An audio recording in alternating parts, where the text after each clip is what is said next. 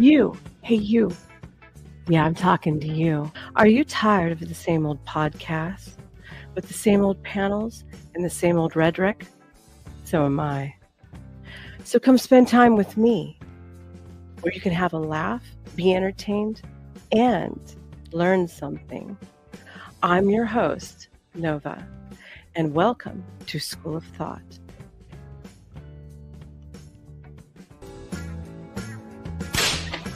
Class is in session.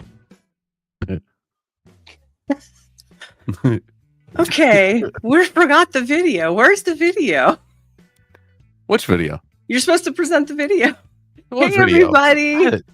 There's It's no Friday. thing coming out of my thing. It's Friday. I'm here.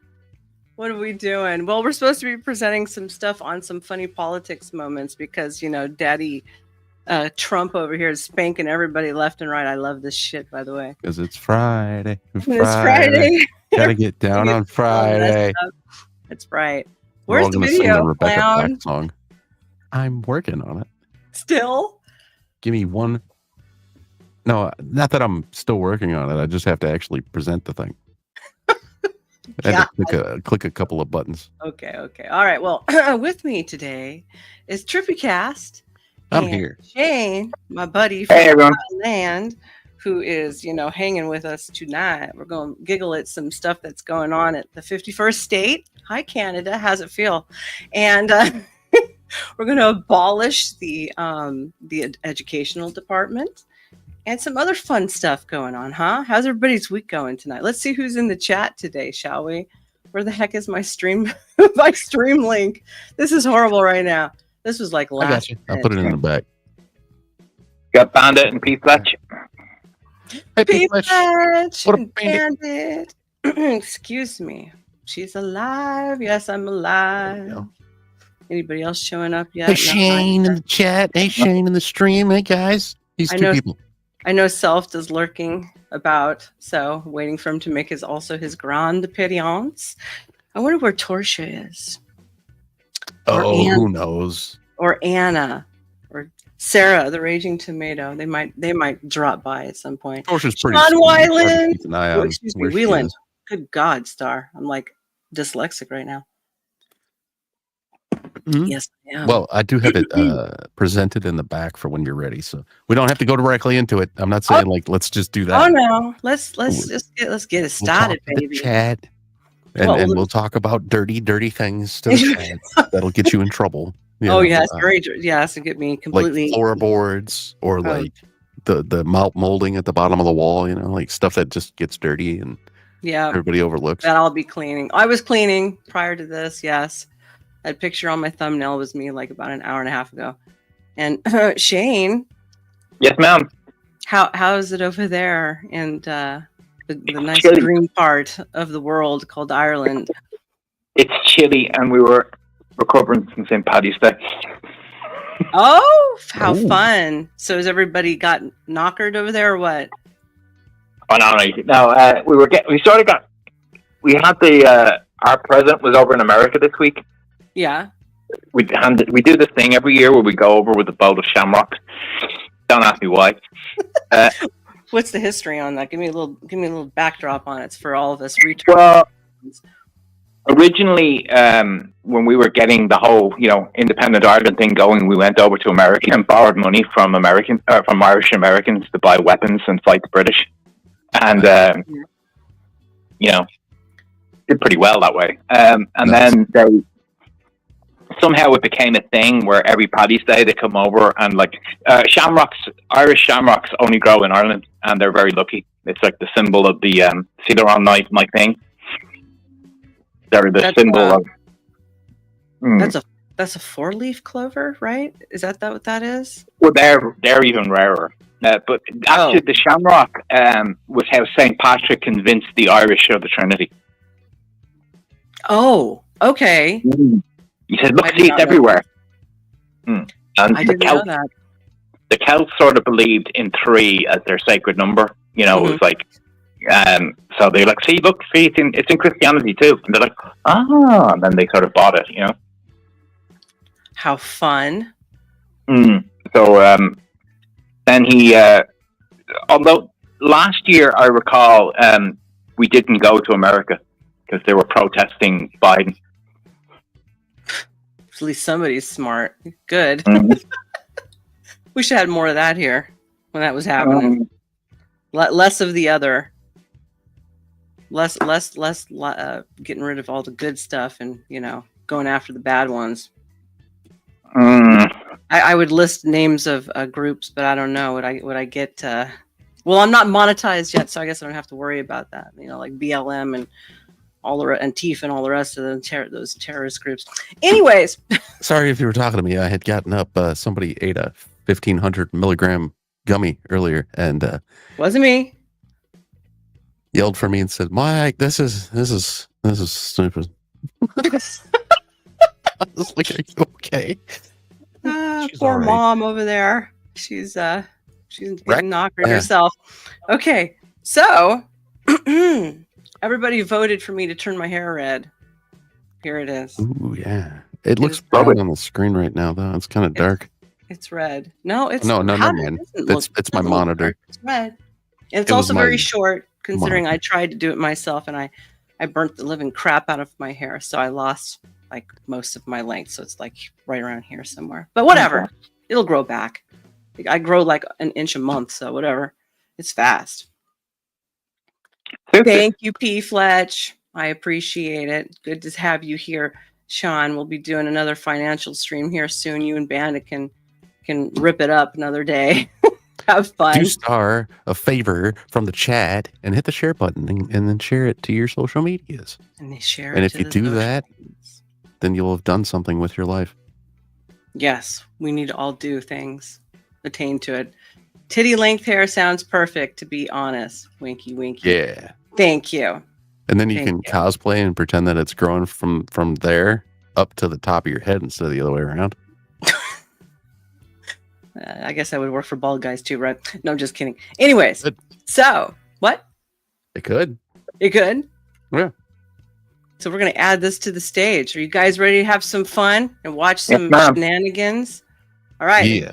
Hit play, clown, because I have no control over this. Oh. It wasn't. Is it full screen? Okay, there we go. This is wild. An investigation done by the Heritage Foundation's Oversight Project discovered that almost every single signature. We should have introduced this.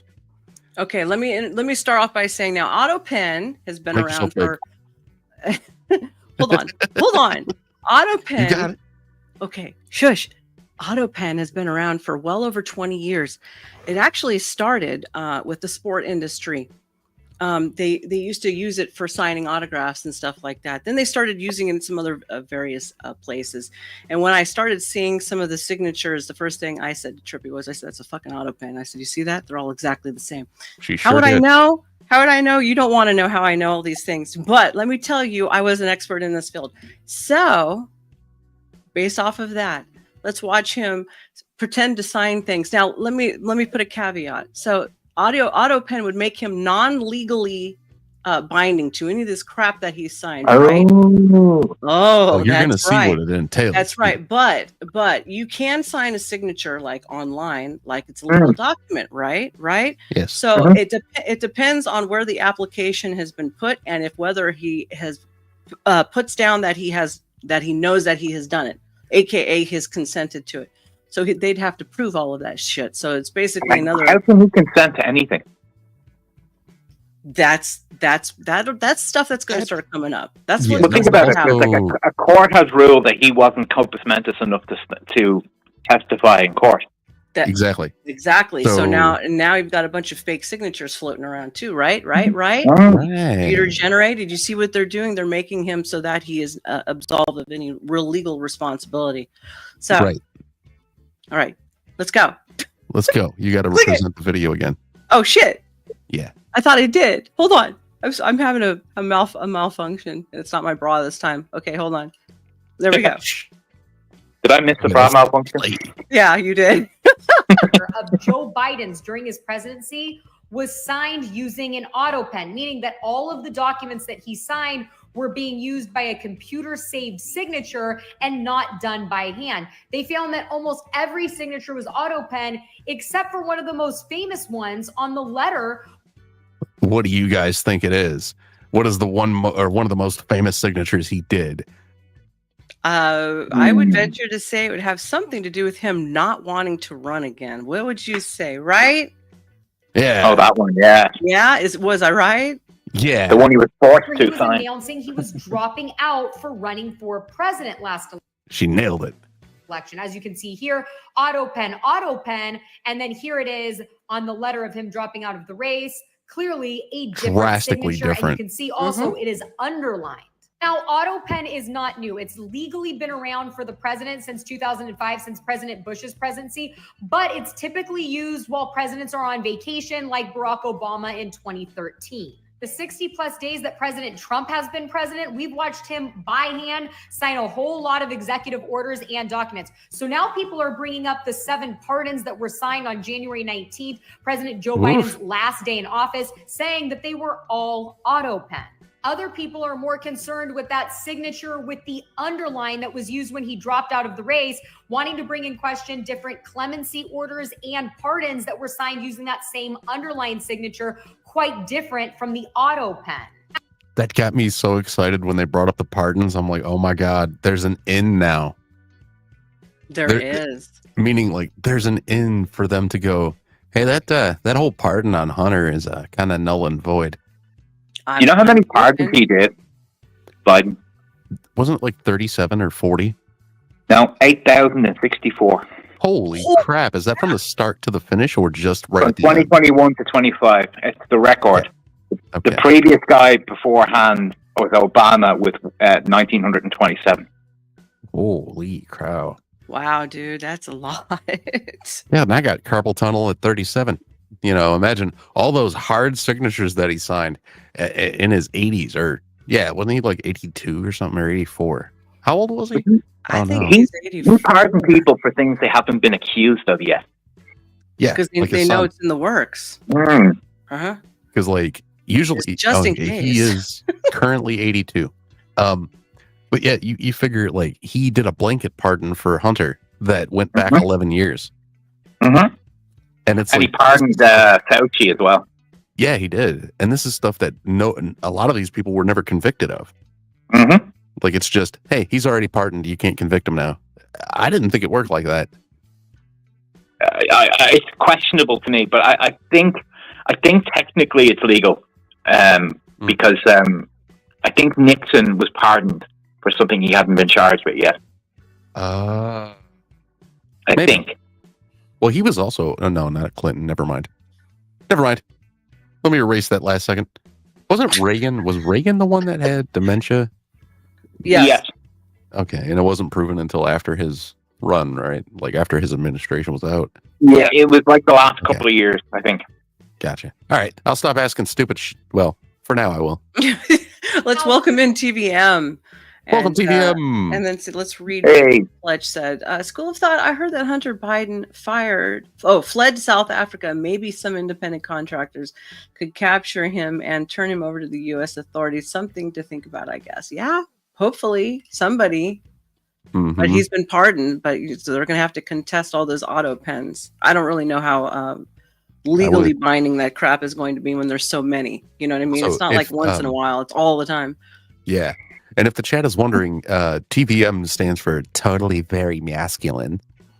He pardoned his, It does not. What does TVM stand for? I was right. It's totally very masculine. No, seriously. What I'm actually asking him. What does TVM stand for? Caduceus, tell me. It's totally very Mormon. It's what I'm saying. What I'm making up. That's the rumor I made up.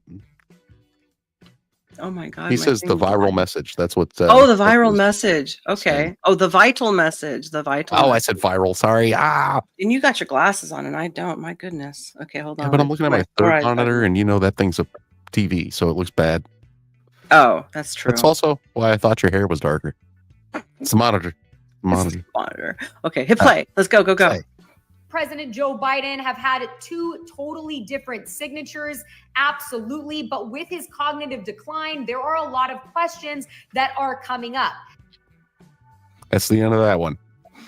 That's the end of number one. Dun dun dun. Yeah, look at Time that. will We still tell. have 44 minutes left of video. So, What? all right. So this one's funny. This is a comedy skit. Let's have a breakdown, a comedy moment, shall we? In between all this serious shit that's going on. Yeah. Play it, maestro. Wow. Oh my God! Wait, did my brother have his baby? No. This is a liberal waking up from a coma. Oh, going into one. Yeah, that's good. She went into the coma right after Joe Biden got in, I think. And yeah, she's waking up in 2025. Oh, men can't get pregnant. Since when? Since Trump took office, somehow men's ovaries stopped functioning correctly. And, it's just weird. How could he get back Chuck. into office? I mean, couldn't all those billionaires stop him? Well, a lot of them started helping him, like Elon after he took over Twitter. Huh? Oh, Elon bought Twitter, then saved free speech. It was a whole thing. And then he campaigned for Trump. And now he's helping Trump run the government. But Elon always hated Trump. He used to. Now he loves Trump.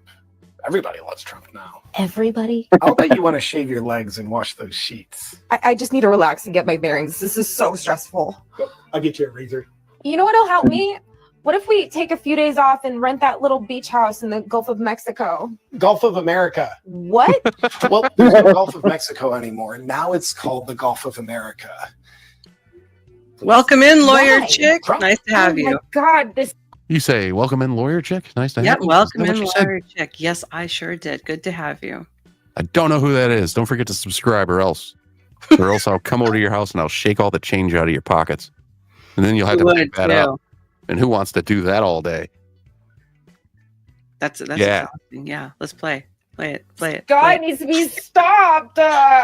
Very cool, right? Look, are there any other big changes I should know about before I try to get back into this coma?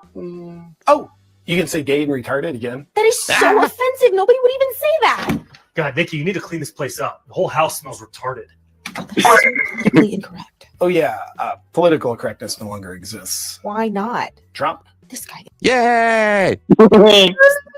Yeah, you can say whatever you want. It's just other people are then responsible for the feelings that their body creates based on their interpretation of your words.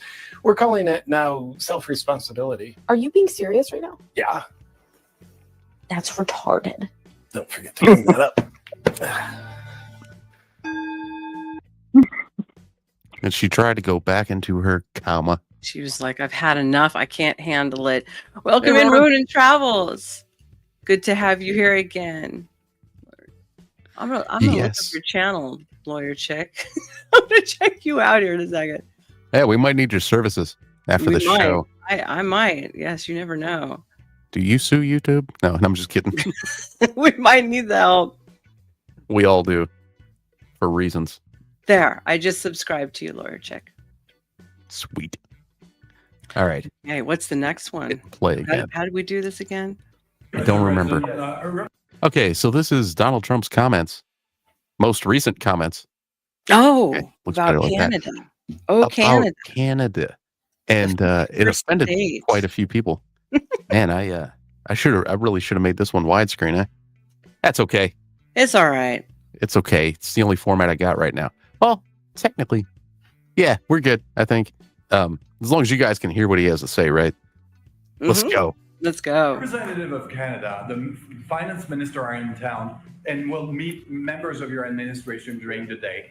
Any chances that you will ban on the tariffs on aluminum and the ones that are planned for April 2nd? No. You are not going to change your No, mind. I'm not. Look, we've been ripped off for years, and we're not going to be ripped off anymore. No, I'm not going to bend at all. Aluminum or steel or cars. We're not going to bend. We've been ripped off as a country for many, many years. We've been subjected to costs that we shouldn't be subjected to. That's In right. the case of Canada, we're spending $200 yeah. billion a year to subsidize Canada. 200 I love billion. Canada. I love Yep. the people of Canada. Billion. I have many friends in Canada. The great one, Wayne Gretzky, the great. Hey, how good is Wayne Gretzky? He's the great one. But we have, I know many people from Canada that are good friends of mine. But the United States can't subsidize a country for $200 billion a year. We don't need their cars. We don't need their energy. We don't need their lumber. We don't need anything that they give. We do it because we want to be helpful, but it comes a point when you just can't do that. You have to run your own country. And to be honest with you, Canada only works as a state. We don't need anything they have. As a state, it would be one of the great states anyway. This would be the most incredible country visually. That's right. That's right. I like how he points out that the country would look cooler on the map if we included Canada. We would be fucking humongous. Like, at certain points, right? Like, you can look at Trump and go, like, this guy definitely played with dinosaur toys when he was a kid. Rawr. And he's over here like, how much cooler America would look if we didn't have that dividing line between us and Canada? I know. Apparently, kids that play with dinosaur toys are more intelligent. Yeah, yeah. I'm trying not to swear as much on here because it's Star Show, What? I'm trying not to swear on your show as much. Yeah, myself included. John Adams, the third president, right? He was the third president. He tried to actually take Canada. And the guys kept coming down sick, and then they'd also be, like hungry and stuff like that. So it wasn't working out. So he's just going to pick up where Adams left off. No, he was the second president, and Monroe invaded Canada. That's right. Well, whatever. He was. War of 1812. It's in all his letters to his wife Abigail. So, and I know because I wrote them all. That's it, Shane. Shane, we're not about facts around here. We're about what we like. Oh, he probably was just continuing on what he was trying to start. So it's a good idea. I believe you're correct. Take them. If you look at a map, they drew an artificial line right through it between Canada and the U.S. Just a straight artificial line. Somebody did it a long time ago, many, many decades ago, and makes no sense. It's so perfect as a great and cherished state. Keeping "O Canada," the national anthem. I love it. I think it's great. Keep it. But it'll be for the same one. Oh, Canada. No, you can still have your little songs. Canada. Little flag, maybe. He didn't say anything about the flag, though. Oh, no. You don't be honest. You're not Texas. You don't get a flag. I know. Let's be honest. Most of the Canadians are shitting a brick. They're afraid of who's coming up and taking over. So, this would be a step in the right direction for them. Yeah, I said That's exactly correct. It's still true. They're scared shitless. This is an improvement from Trudeau and all the rest of that dictatorship stuff. So, Yeah, Trudeau's new prime minister didn't even have to go through an election. Isn't that weird? I mean, Canada's new. I know. Sorry, I said Trudeau. But yeah, Canada's new prime minister. He's just prime minister now. There's nothing you can do about that. I know. One of our greatest states. Maybe our greatest state. Could be our greatest state. Why should we subsidize another country for $200 billion? It costs us $200 billion a year. And again, we don't need their lumber. We don't need their energy. We have more than they do. We don't need anything. We don't need their cars. I'd much rather make the cars here. And there's not a thing that we need. Now, there'll be a little disruption, but it won't be very long. But they need us. We really don't need them. And we have to do this. I'm sorry. We have to do this, yes. All right. So that's the end of that one. It's the end of that one? My That's God. just how it ended. I thought we were going longer on that one. We were going slower, huh? Lesser? Less is more. Sean Whelan says, Ryan Stone said, Canada's economy is collapsing. Yes, that's right. So they'd be more than happy for one of us to step in at this point. So they can keep their flag. Canada. Our newest friggin' state. You got to throw friggin' in there. They say that. I mean, do they say that? I don't remember. What do Midwesterners sound like, right? Like they sound like Canadians. I'm from Michigan, and people say that I sound like a Canadian. You don't, though. That's not true. And I look at them and I say, "Hey, guy." They say about, buddy. All right, pal. It's not what it's all about. People in Dakota say about, and in Minnesota, but I've never heard a Michiganer say about. But hey. I'm not your buddy, guy. You know? I don't know what the next video is. You don't know what the next video is? Okay. Hey. Hello? A little guy over there. Guess what? What? You really want to know? Yes! Canada. USA. You! Fuck you! Fuck you! Fuck you! Fuck you! No! Fuck you! Fuck you! Fuck you! What's your name? What? What's your name? Tony! Fuck you, Tony! So that's that's Trump's real opinion. P. Fletch says, I want to make it my life's work of teaching Canadian women how to properly pronounce the letter O. Oh. Oh, Canada. He just wants them to be like, oh, oh, oh, oh, oh, oh. Oh, Oreo. Yes. What's in the middle? The white stuff. Oh my God. We're not going there. Shush. The white stuff. Shush. Next video. Rattlesnake TV, guys. Trump This is Rattlesnake TV, guys. wants to get rid of the Department of Education, which is sending the libs into a spiral. Would you like to read what Spittle said there? I would. Spittlebuggy, my buddy, said the province leaders are not on the same page as the people. Over half the population would vote to get rid of parliamentary system and go back to a king or a system like the United States. But it's, it's over. So they better do something, right? Let's adopt them. Well, see, I've been saying that, they call Trump all sorts of racist. And they always say that he doesn't like people coming into the country, but yet here he is trying to import an entire country, trying to make an entire country Americans. He's not sitting there going, oh, that one's black. He's not allowed to be American. You know what I mean? Like he's going, here's Canada. Let's make all of them citizens. That's right. But yet they claim he's against immigration completely. Yeah. He's trying to immigrate an entire country.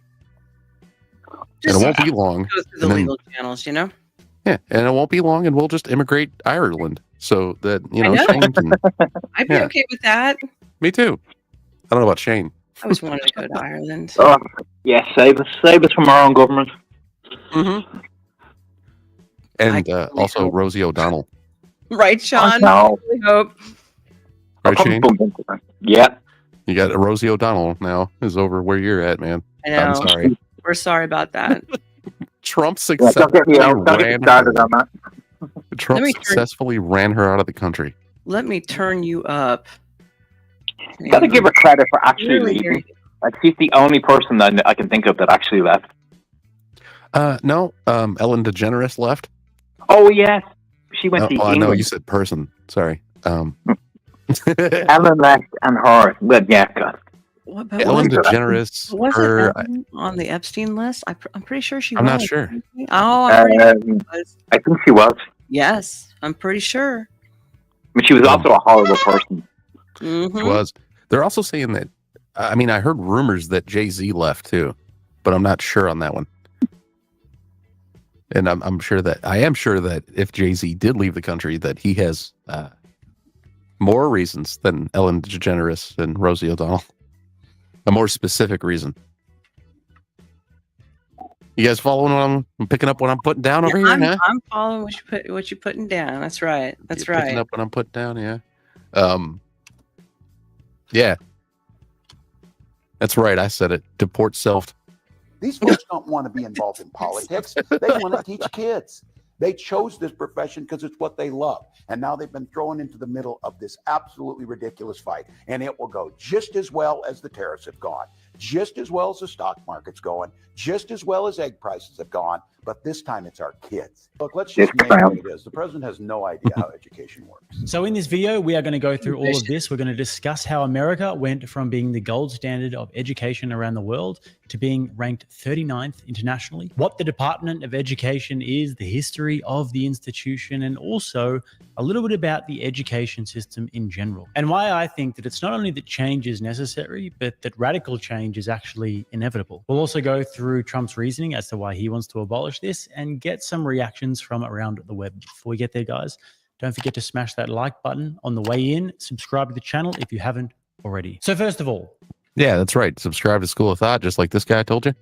The like button. Hit the like button, please. Yes, hit the like button for Hooters. You know, Owls and the restaurant. Hooters. That's right. Jiggles. Jiggly. What is the Department of Oh, sorry about that, man. Nothing. Continue. Okay. Education. The U.S. Department of Education, or the DOE, was created in 1980 under President Jimmy Carter to centralize federal education policy and ensure equal access to education. Its goal was to improve educational standards, address disparities, and manage federal funding for schools. And whilst they say they wanted to improve educational standards, the numbers kind of show a different story. You guys know I love a chart, and this chart actually tells you a lot. As you guys can see here, around the 1979-1980 mark is when the Department of Education is created, and the total costs just absolutely skyrocket, and the employees absolutely skyrocket, and the educational standards stay the same, or in many cases just go down. So I mean, hundreds of billions of dollars towards skyrocketing illiteracy doesn't seem like the best deal to me. Is the DOGE program targeted at these bureaucrats? Yes. And so how, what can you expect? Well, let's look at the Department of Education. The federal Department of Education has a budget of about $280 billion a year. Less than 25% goes to turn out illiterate students. Children. Yes. So where does the other $220 billion go? It goes to... Well, yeah. The point is we're dumping a lot of money into the Department of Education, and then we're not getting what we put in back out because our students are like, what is it, 40th in the world out of 40 when it comes to different school systems. So we're pretty much just sucking it up. We're spending a lot of money and we're getting no return. And there you go. But the liberals will never actually admit to that. They just want Trump to be bad man. Orange man bad. Bad man. Orange man bad. Yes, bureaucracy. They just It want goes us to a to keep throwing consultant. money into bags with holes with That's true. absolutely no ROI, and then you're a good person, right?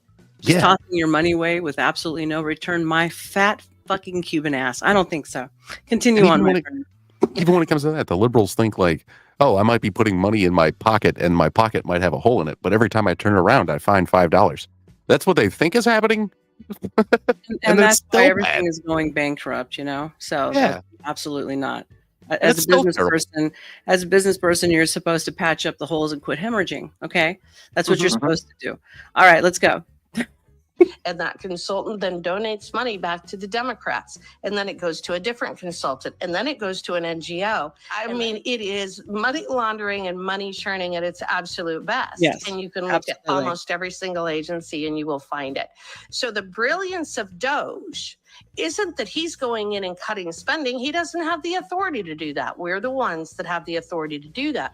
What I want him to do is come up with a report, go through agency by agency by agency, identify every single program that we should not be funding, put a number attached to it. We slap a preamble on the front of that report, and we say that every single agency is having their budget cut by X amount as shown in the attached report, and none of those programs can go forward from here on. Furthermore, one Nice. thing we know for Good. certain is Absolutely. that if Elizabeth Warren comes out against it, then you know you're really hovering above the target. This is a Exactly. code red Pocahontas. shout from the rooftops. Shut up moment. your ass. Trump is letting Elon Musk steal our children's futures.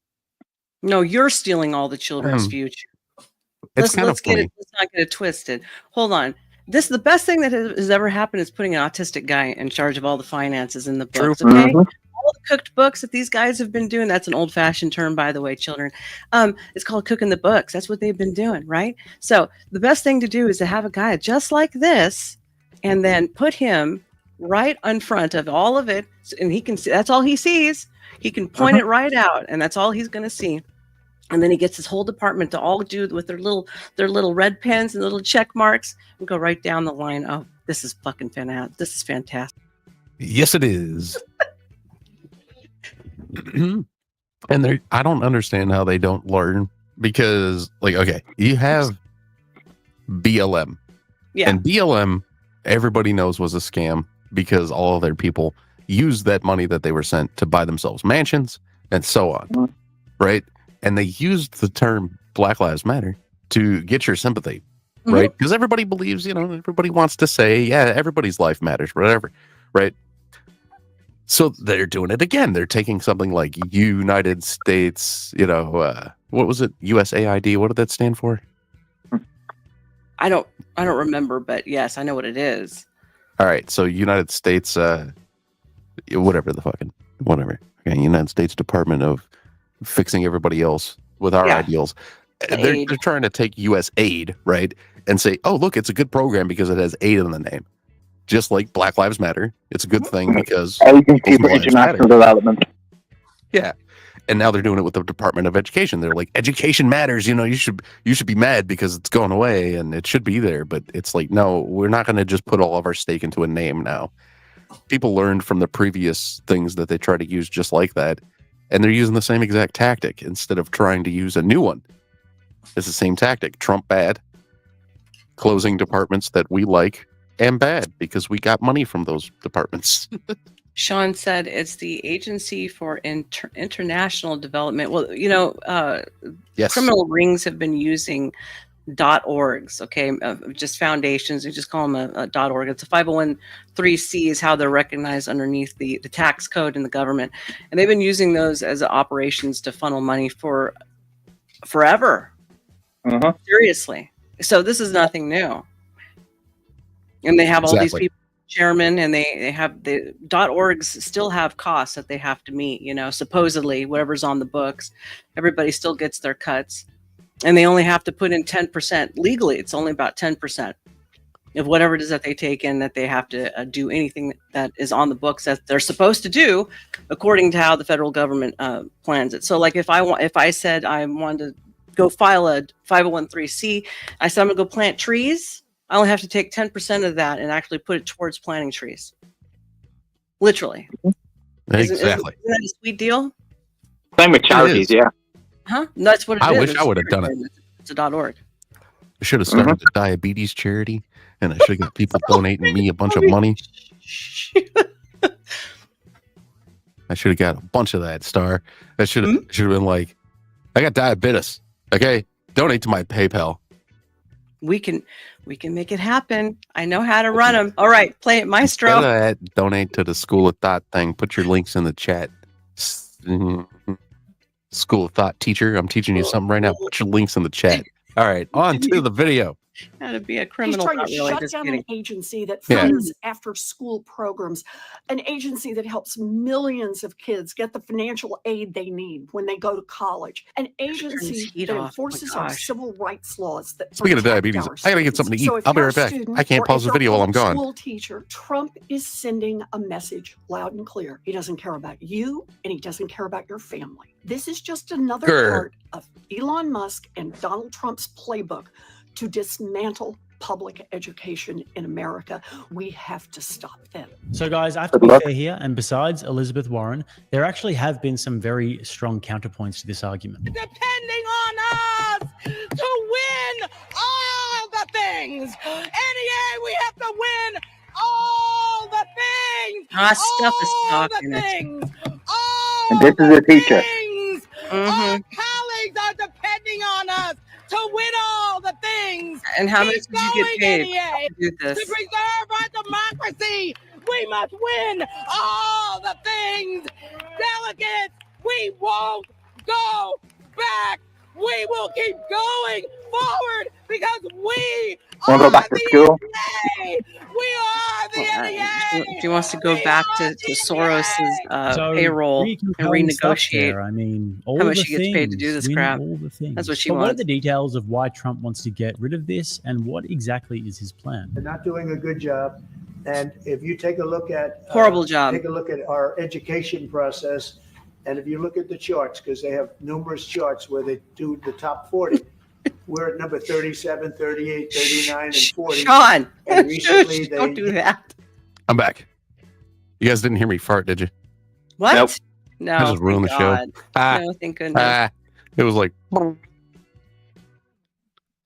Hit during Biden's last few days, they hit I'm joking. last. So they were number 40, and yet we're number 1 in cost per pupil. So it's pretty bad. For But a number of the we states have that- a dream, and you know what the dream is? We're going to move the Department of Education. We're going to move education into the states, so that the states, instead of bureaucrats working in Washington, so that the states can run education. So diving into this more, there's a Okay, few well, we're layers. gonna have a to it. problem He with wants to DEI then. decentralize control and return. Yeah, problem with the. You know what? Yeah, we're This gonna have reminded problems me of with somebody else who What? had a dream, Oh God. and he talked about how people shouldn't be judged on their skin color, didn't he? Mm-hmm. Uh huh. Yeah. Where are we going with this? I'm going with this to a place that says that liberals wanted to go back to a time when we just judged people on skin color and gave them things depending on that skin color. But yet Trump says basically the same thing in different words, and he orange man bad. He orange man bad. He orange man bad it all over the place. Power to local communities so that education can be managed locally rather than federally, which is actually how the US is meant to be run, with powers like education being vested in the state and not federally. And the Department of Education is obviously a federal institution and has a one-size-fits-all approach. And this doesn't account for regional differences, so the idea is that giving the different stakeholders more power and more say will provide for better educational outcomes. But these Karens don't seem too happy about it. Check this out. Equally pernicious, they're saying, oh, don't worry, let's block grant it. So we'll give it to a state education department. Right. So, and then let the state education department decide what to do. So we know, for example, what Texas would do. Right. They'll use it We for do. vouchers. So they Yeah. won't give it to the kids who have it now. They'll just give it for vouchers. Catholic schools, And, religious well, schools. God forbid wrong with that? any funding goes to the Christian schools in Texas, guys. I mean, if they can't control it from the top down, then how will they be able to jam LGBTQ propaganda into the curriculum?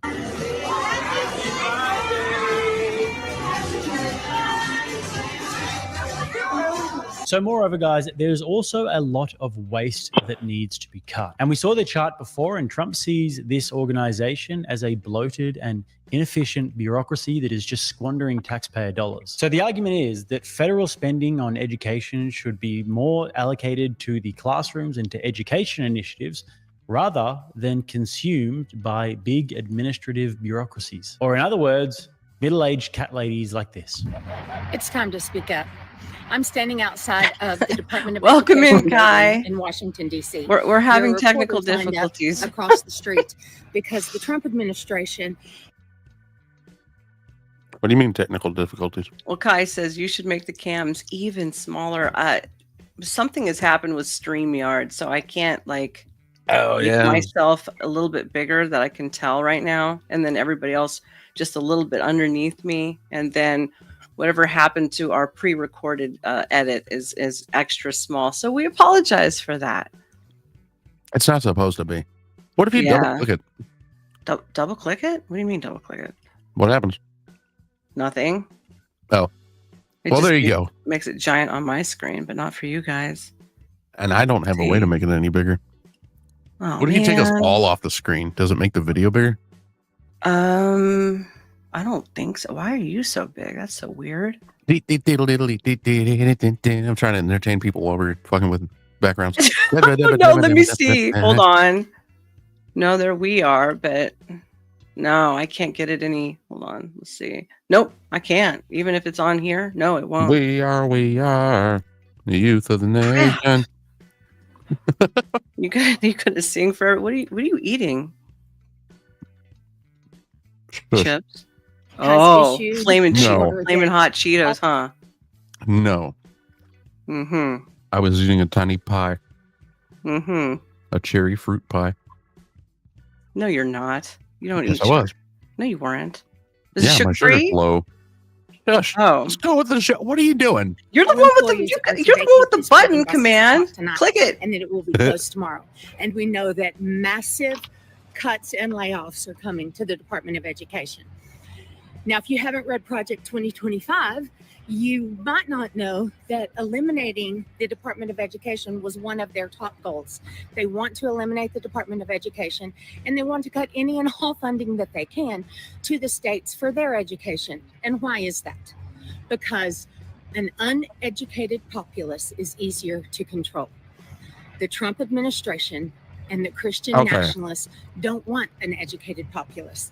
All they want are people who will be slave labor to the billionaires who are going to run the show.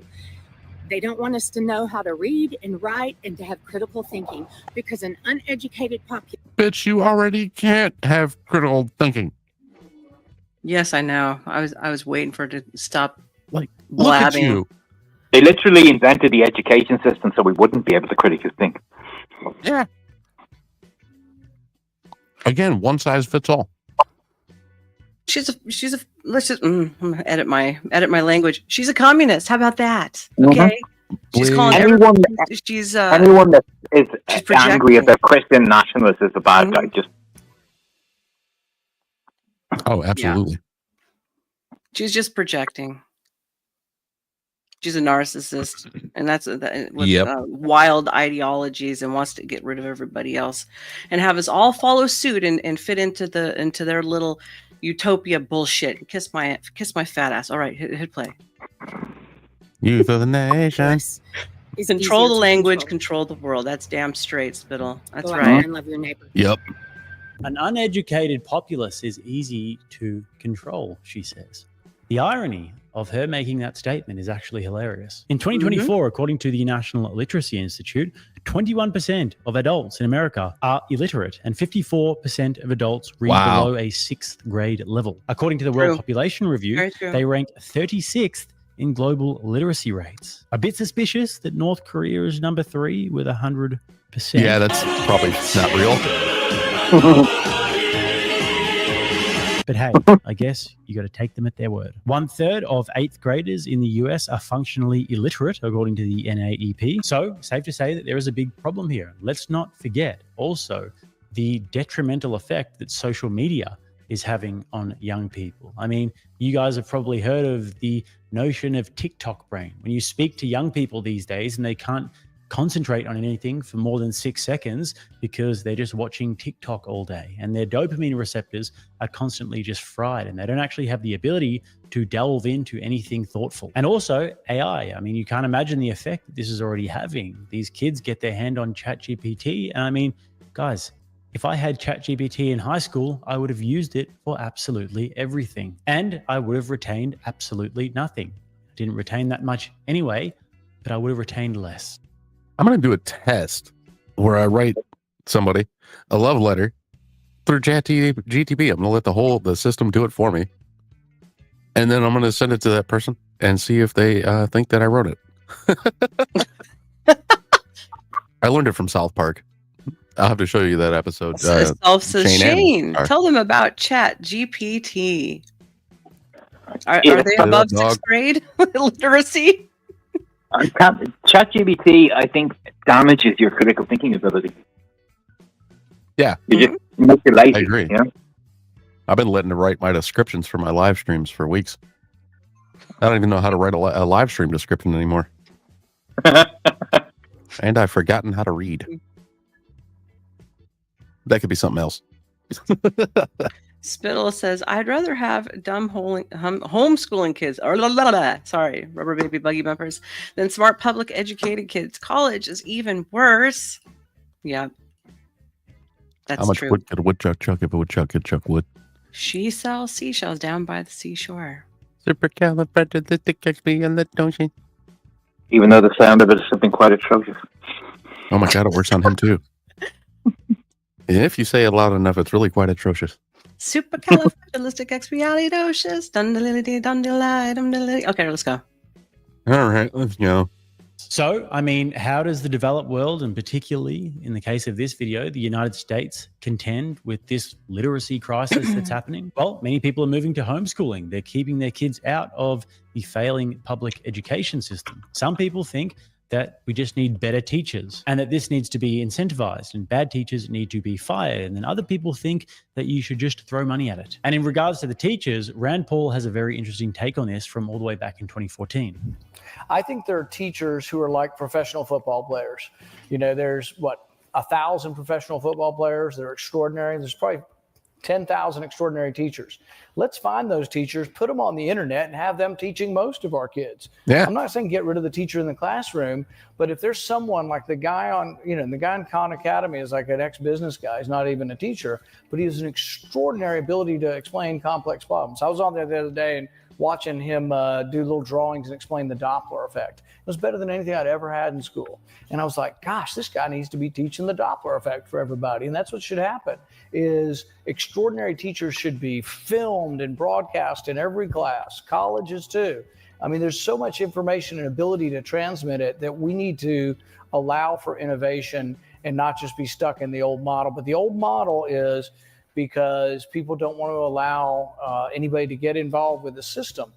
And I'll give you an example. John Stossel did this thing on education a couple years ago, and they had 400 teachers who were inappropriate, touched kids inappropriately or did things with kids that made them, they couldn't teach anymore. They couldn't fire them. They had them in a building in New York City, and they just were there day after day being paid, but nobody could fire them because the contract was 14 pages. The union you couldn't even fire a pedophile. So, I mean, that's a problem. I would pay some teachers more, but I would pay some less, and I would fire some. Them.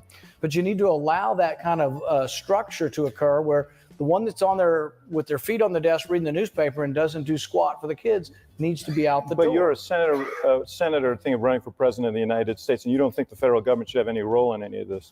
I think not that in terms of providing resources or education historically was a state and local subject, and I think that what we've seen is since we spend about $100 billion in the Department of Education each year, and that's been going on since 1980. I'm not sure we're better off than we were before. See, the one thing well, that you could probably help propose a budget that would eliminate most of that, right?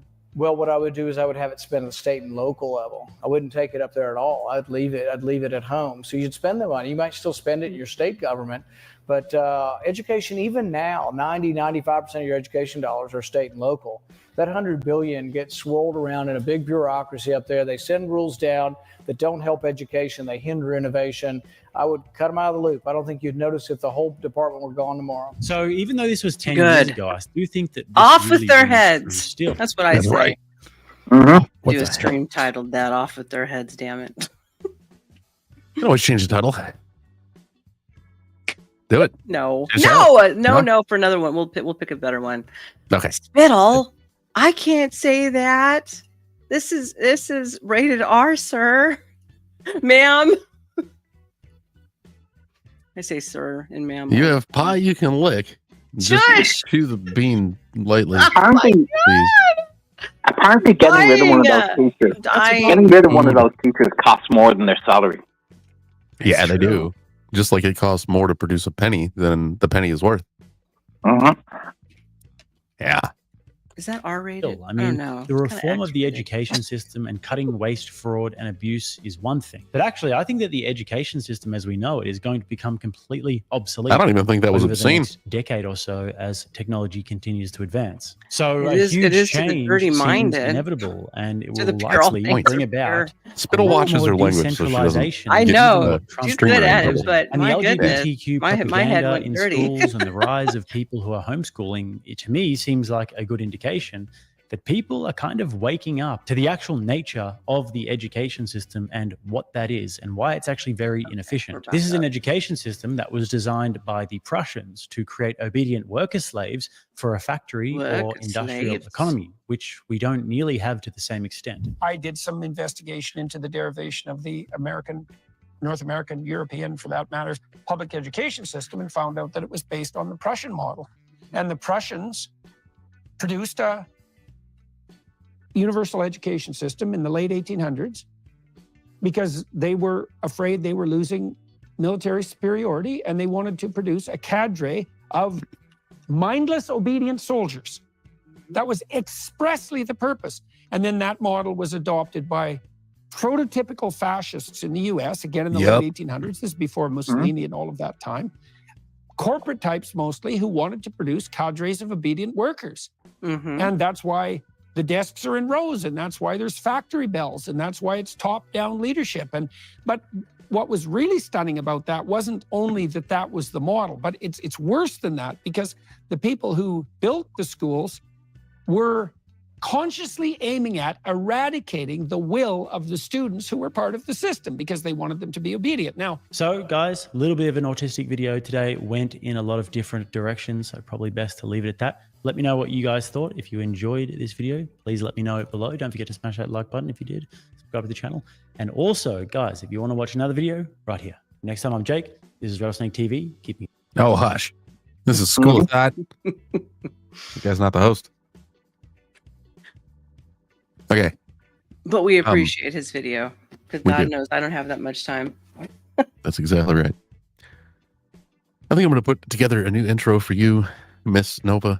It's going to be guys that Nova thinks are hot. It'll be RFK, Jordan Peterson. I don't think RFK is hot. Jordan Peterson. Peterson? That guy from Stargate. Who? Is it Dean Anderson? No, the dude from Stargate, the movie with the glasses. Oh, Kirk Douglas. James Spader. He's talking about James Spader. Oh, James. Yeah, he died recently. He died recently. Nuh-uh. Did he really? Yeah, he had a heart attack. He had a heart attack. Ooh. That's horrible. All that pain. Unfortunately. Who else does Star think is hot? Yes. Well, actually, who else do I think is hot? Go ahead. I'm looking at the Google right now, and it says that James Spader's still kicking. Oh, I'm glad he's alive. Of his passing. So, Changing he is 65 though. Star's favorite age for men. And who else does Star think is hot besides Jordan Peterson? Freshly in diapers, right? Or wait, are they going out or in? One of your favorites. Steven Tyler now, not when he was young. What? Steven Tyler Moore. Hey. Steven Tyler Moore, yeah.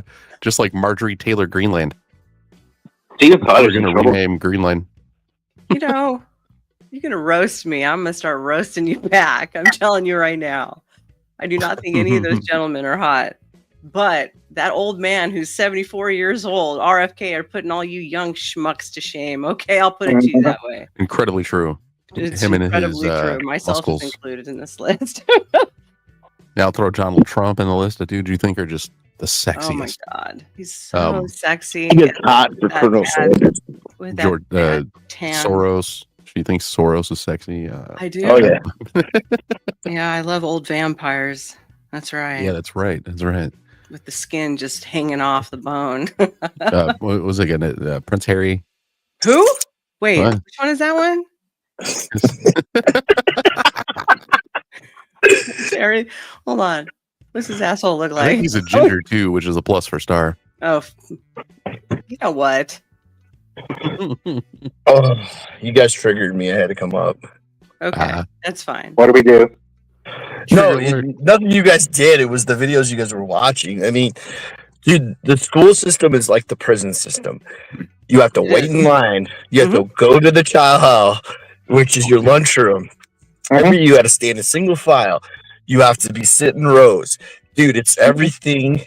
It just pisses me off. And then they take out the Latin component of school where it was off the Greek method. All total critical thinking is gone. Oh, yeah. Well, remember the video? Shit, I should have grabbed it years ago. That guy with the long blonde hair, and he stood up and he told the teacher off, and he was like, "Don't be giving these kids packets. All you're doing is handing out a packet. You're not teaching them anything." No, and it went viral. Well, back when I was in middle school, high school age, we used to make that comparison between school and prison. Yeah. Now it's everybody conform, everybody do the same crap as everybody else. That's right. Look the same. Talk the same. Act the same. You know, I was surprised because, like, I got done with my Catholic career when I was in 8th grade. I wanted to go to public school after that, right? And I think the kids in the public school kids were more conformist than the Catholic. I mean, we were told what to wear. We had to wear uniforms, right? But the only way you could express yourself was through your shoes in like Catholic school in Chicago. So the way we thought, I mean, it was different than the way that I had to be around with public kids. If I could do it all over again, I should have stayed in Catholic high school. You know what I mean? It just legit. Yeah, I went to a public high school, and I couldn't pick you out a single person that I knew that didn't either have like dyed hair or already had tattoos. You know, they express themselves through stuff with their body, like hairstyles, dyed hair. Like I said, the tattoos, piercings. Yep. Walking around with chains. You know, and your doctor. Well, I wasn't used to seeing pregnant chicks in high school, and I started seeing that. And they just hide them. It had to be mortifying for your little Christian booty. Huh? Dude, I was the most evil cat. No, I ain't gonna go there. I was just a normal Catholic guy. Obviously, I mean, we're gonna look at the component of California, Chicago, Detroit, New York, right? The most like unionized states, which like I don't think the teachers should have had a union. You were hearing that, dude. There are more child touchers in the teaching field that we know that they're doing it to to boys now that women are than like the Catholic diocese now. So like, what do we do? Like 10-to-1 more into 10-to-1. Yes. So we hear the jokes about us being Catholic, the priests, but this is happening in real time, and they're moving them like priests. You know, what do they move them to a different high school, a different school, so they can go do their savagery somewhere else? Yeah. Or like that dude in the video said, they just stick him in a building and pay him because they can't fire him. Yeah. Like, yeah. Do we know what it is? Because you come from a union state, I come from a union. I'm pro-union, but when it comes to teachers, I'm not. Because I know the people that benefit off this are like the doctors, not real like MD doctors, but the doctrines, right? Like the superintendent of one of these schools lives in a mini McMansion. How are you making money like that being a teacher? Like, come on. Exactly. Like we had a teacher that had like a Porsche. You know, and it was one of them teachers that had been teaching for like 22 years. So Jesus.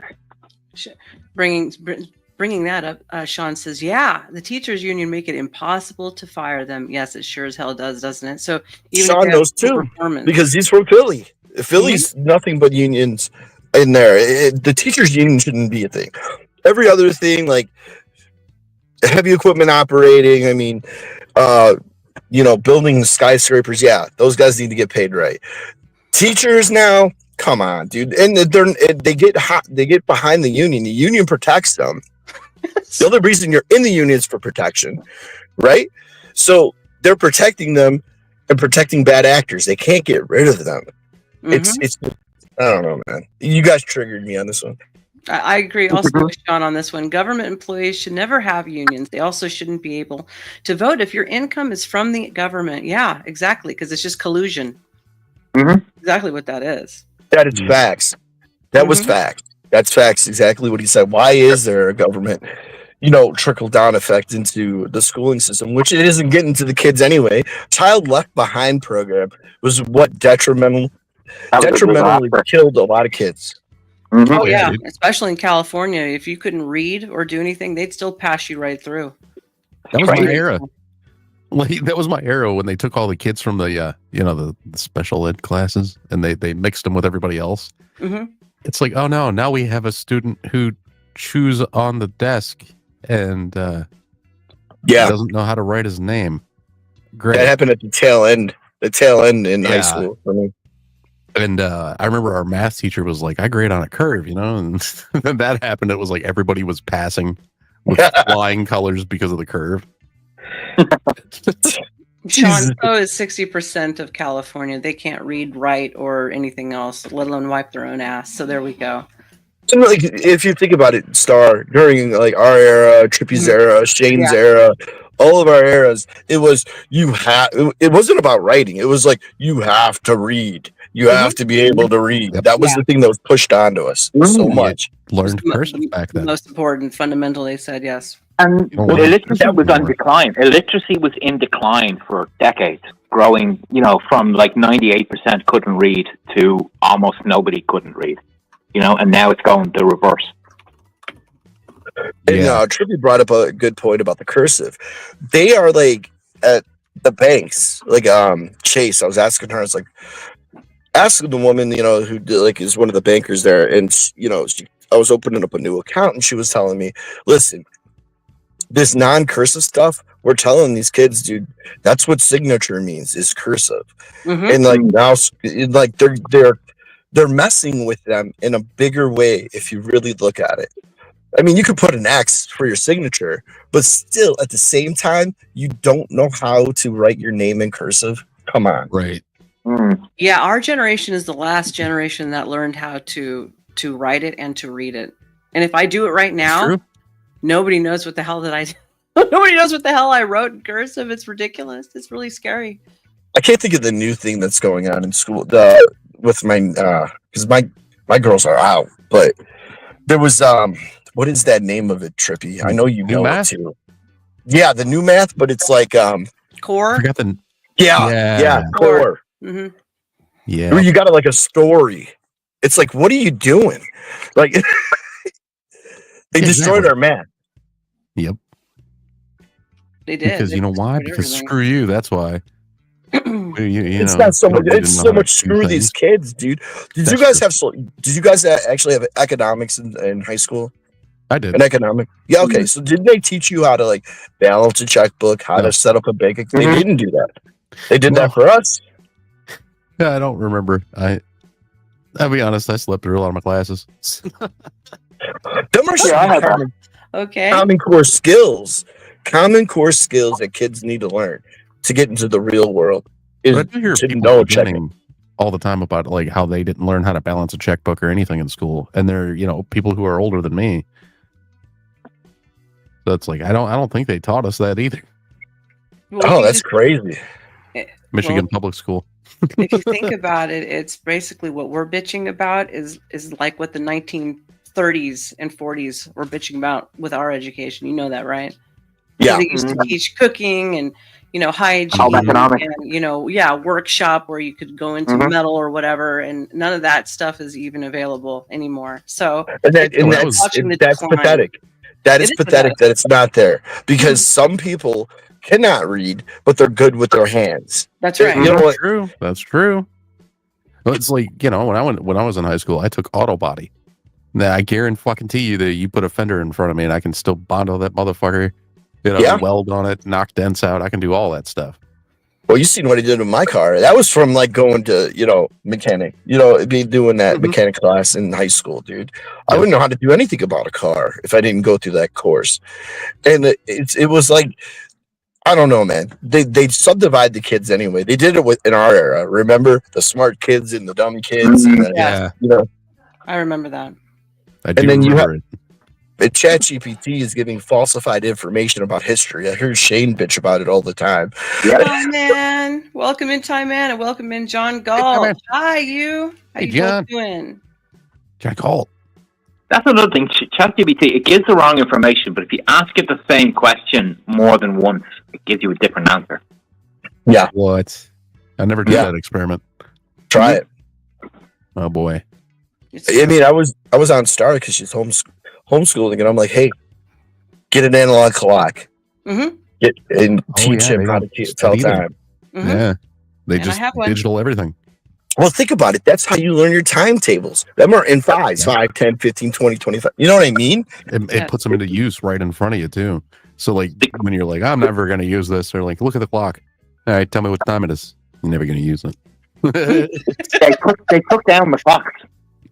They took out the clocks for the school. Yeah. Now it is a complete prison. That's what jail's like. That's what jail's like. That's what it's like sitting in the waiting room at a doctor's office. Yes. You don't need a clock, but there's one in your pocket now. So that's the excuse, And it's like, well, my kid doesn't have a fucking cell phone. Oh, what are you Mormon or Amish or something? It's like, what the hell? My kid doesn't need a cell I phone. went to private school for quite a while, and they had all analog clocks, So that was the last era right there. Yeah, but I remember them teaching us analog clocks in like elementary school. It was like first grade stuff. Yeah. Same. Now they got kids, and now they give them- teenagers can't do it. talking about that new math. They give kids a math problem, and they're like, "What's the answer to this?" When the answer is obviously like 9. And the kid writes down 52, and the teacher's like, "You know what? You pass for creativity, and you got it right." In our system, they give you the math. They give you the answers. You're not given points for the answer. You're given it for getting to the answer. Yeah, and showing your work. Mm. I remember when they used to yell at me about that. They'd be like, "Show your work." It's like, yeah, well, I got the answer right, so fail me. Tell me my answer, damn it. Yeah. But think about that critical skill of showing your answer and breaking it down and how you got there, right? They don't even do that now. It's just like, just give us the answer. Exactly. And then if the answer's wrong, they still say, "Oh, you know what? You tried, so you pass." Here's your the answer is useless often. It doesn't really matter what the answer is. It's how you get to the answer. I think it should go. I think it should go back to states, and other states are going to suffer, like Illinois, California, Michigan, Philadelphia, like Pennsylvania, New York. All those states, let them flounder, because like move out of the state. I'm not saying it's bad states to live in, but if it goes back to states have to run their own schooling, it needs to go that way, because like, come on, man, we dumped money into this. Let the kids fail and redo the year. Make them do the year. Oh yeah. See, I was so stupid when I was in school. My mom tried to have my teacher fail me. I'm not even joking. Like I was doing that bad. Like I just wasn't paying attention and all that stuff. And the teacher was like, "No." Because it's called pass the problem along. Just like doctors. Doctors are the same way, dude. I just went through this when I went to a walk-in clinic, right? And I was dealing with an issue, and I couldn't get into my doctor. It was like, "Oh, we're not equipped to deal with it here." So I got passed to the emergency room, and they're like, "You need to go to your specialist." It's passing the problem. Yeah, exactly right. There's also financial incentive by doing that. You do realize that, right? Yes, there is. So it's not just about passing the problem. It's also about the fact that they have to have so many heads, so many people leaving, so many people staying in, so many people coming into the system, and that's how they're getting all this extra federal funding. I believe that public education in America costs twice as much than private per kid. It does. They get more money than private. Ridiculous. And they get a shittier education. They do. And I mean, like, I was going to bring up that when I have an aunt that failed first grade. Just saying, times were different back then. They failed her in first grade. Yeah, my sister failed first grade. They held her back. Yeah, she was doing that bad. So it's like, there we go. You got some punishment. But nowadays, it's not just pass them on. Just like Self said, pass the problem along to the next chump that's going to, pass it on to the next chump until that kid graduates. I even have a cousin who graduated without ever learning how to read. Jesus, see, Mike, but then we had the special ed kid students that were BD. Remember the BD students, behavioral disorder kids? Yeah, they got tossed in regular classrooms with us, and that's when the shit started erupting. Chairs got thrown. Shit, you're not learning it there. We had a kid like that who got into an argument with this girl, and I still it's stained into my mind. We were in the lunchroom, and this kid pushed her on the ground, grabbed her by her hair, and just started beating in her face. Jesus. And it's like, I couldn't do anything, like this kid's got that extra strength, if you know what I mean. Yeah. And he beat the snot out of that poor girl. And I think she even had to have like facial reconstruction surgery. Oh my God. Yeah. And it's like, what do? I got hit him with a lunch tray. Then I'm next, Yeah. And I was in like 8th or 9th grade. Yeah. There was that when I was in later years in high school. I switched schools, right? When I switched schools, something very similar happened, but it was 2 boys. And it was one of the behavioral, problem kids versus just some like normal student who was like a jock. And that jock got his world rocked. And what did they do? They didn't even expel the special ed kid. They were like, "Oh, it's not his fault." Exactly. a suspension or something like that. They put them in the regular classes, Shane, and they did not reprimand them. They let them come back, but we would get a week suspension or in-school suspension. That was the weakest shit I've ever really had to deal with, in-school suspension. We still keep them in their own segregated class these days. Yeah. Well, this touches on a lot of things that are happening in society bigger than just education. This is the mental health. This is like the medical. This is social. This is union. You know what I mean? This is why it's spurring so many people off, right? Mm-hmm. I mean, they sit there and they want to label themselves. Kids now have Pokemon cards that says what autistic level they're at, what neurodivergence. You know what I mean? Like they're racking up points. They want to label themselves that, but they're not putting them in the courses and classes that they need to be put in. There were never as many in our day. You know, when I was a kid, never. Well, you could bring Whelan up, right? Mm-hmm. He got put in regular classes with us because that disease did not exist when we were kids. Because me and him are roughly around the same age. He was like, get on board, or you're gonna fall and you're gonna get beat up. You could ask him. He had to deal with that shit. Yeah, very true. Poor want me Whelan, to bring him put up? on the spot, and now we all know that. Yeah, bring Whelan up. Let him give his experience because Whelan's not a dumb guy, but you know what I mean? He's really highly intelligent. Special ed ass up here.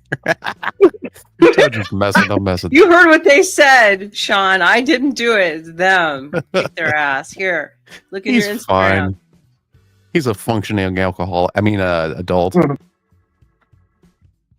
don't think he's an alcoholic at all, but it's just kind of slipped out. It's just well, I mean, it's just like it wasn't a thing. We never heard of that. Even Shane was saying that, like, we never heard of autism back then.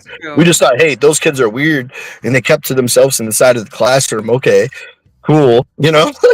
Dude, it's like this kid that was in our normal classes. His name was. I'm kind of thinking his parents were a lot like him because his name was Hollis.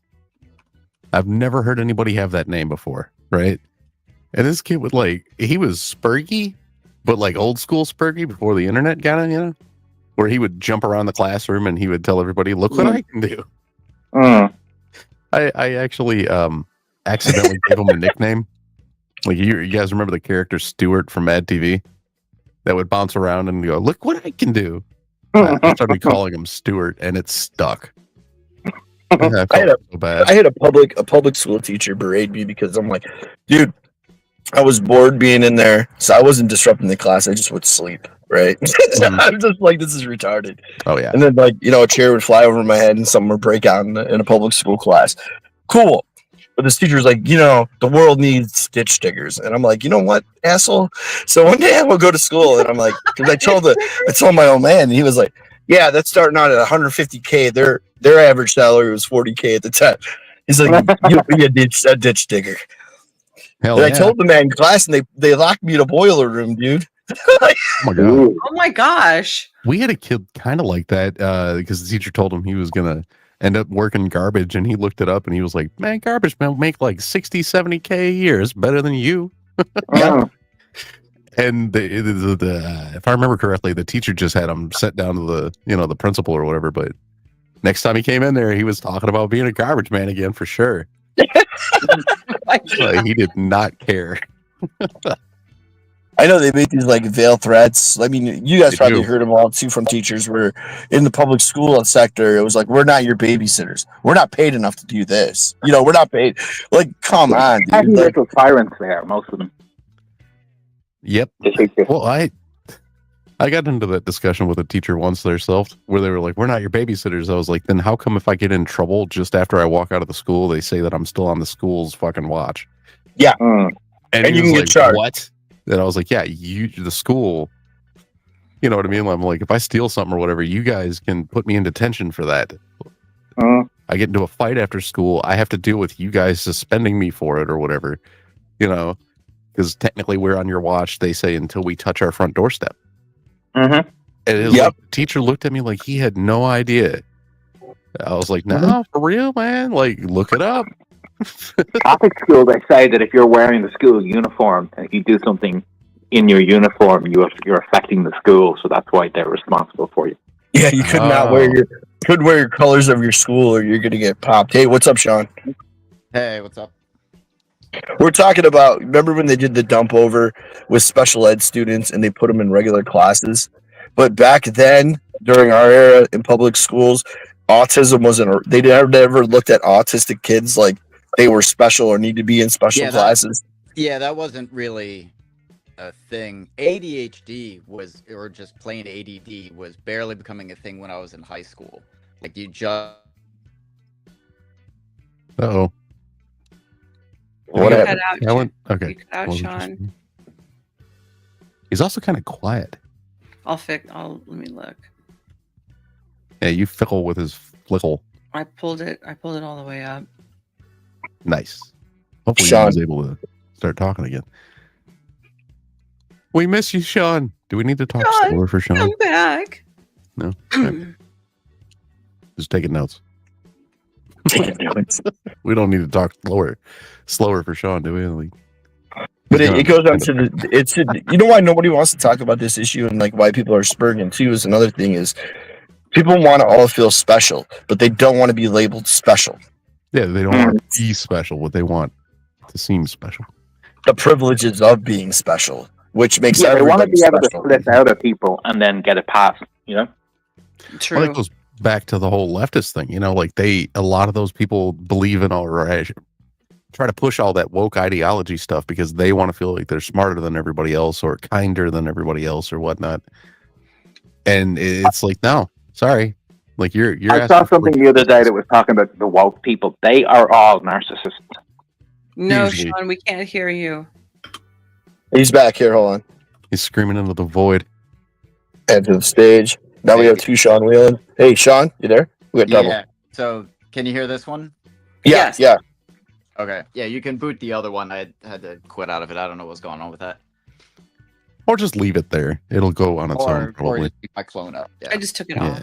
Okay. So, my clone. what I I'm didn't know trying if it to would say cause issues. is, autism was not a thing when I was in school. ADD started to become a thing that kids started to get Adderall prescriptions when I was in high school. And they still separated the handicapped and mentally challenged kids there were the EMRs and TMRs in my school district. And the shorthand we had was the EMRs were educable and the TMRs were trainable. So like the TMRs were the ones who were like practically nonverbal, and the EMRs are the ones who are like the Forrest Gumps. Oh, All right. So the nonverbal ones taught us how to make Spanish tiles, right? Yeah, I mean, I think there was like one class a year where, they wanted to teach us like that they exist and not to just treat them as like total, I don't know, freaks or whatever, we did like a class visit to like work with them and help them color or something like that. But yeah, it was kind of a one-off thing. I just thought of we had a student, you'll know what I'm talking about probably. I don't know how many other ones in here might have worked on cars. Maybe Star. I don't know about everybody else. Anyway, in my auto body class, we had this kid, Tevin, which is another name I never heard anybody being named. Tevin, right?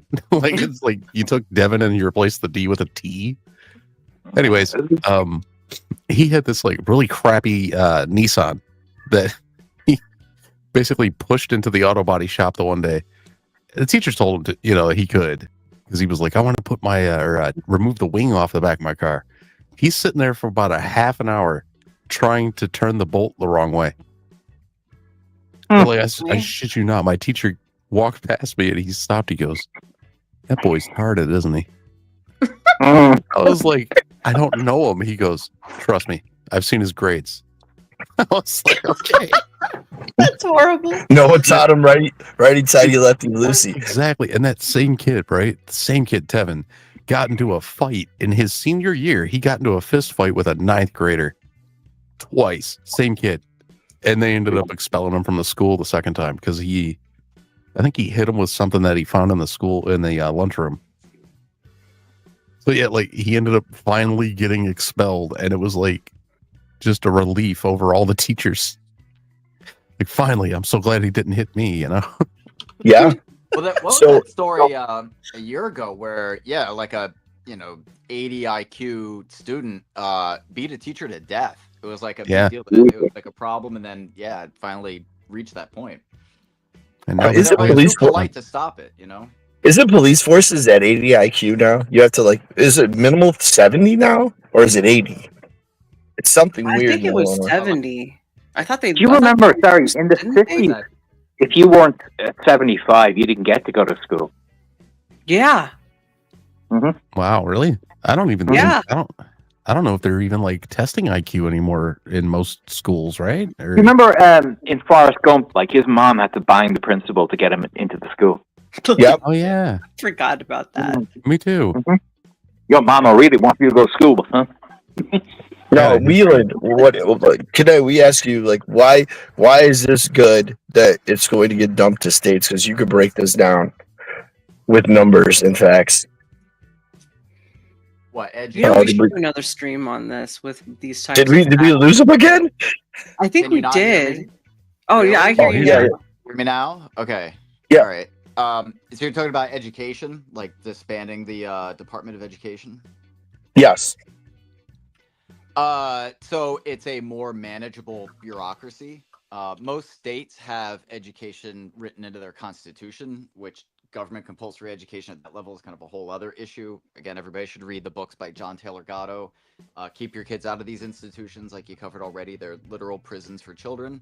But just like with insurance or alcohol or car dealerships, you know, you have a chance in hell of swaying schools if it's at a state level. Things that happen at federal level, unless you're like a multinational company, you're never going to affect any kind of change. So it's just like with abortion or anything else. At least if it's at a state level, you are probably like the other people in your state. You have a greater chance of affecting change at that level to, you know, to be better for your kids. So it's a movement in the right direction. But yeah, again, John Taylor Gatto or that School Sucks podcast with was it Thaddeus Russell, I think was part of that.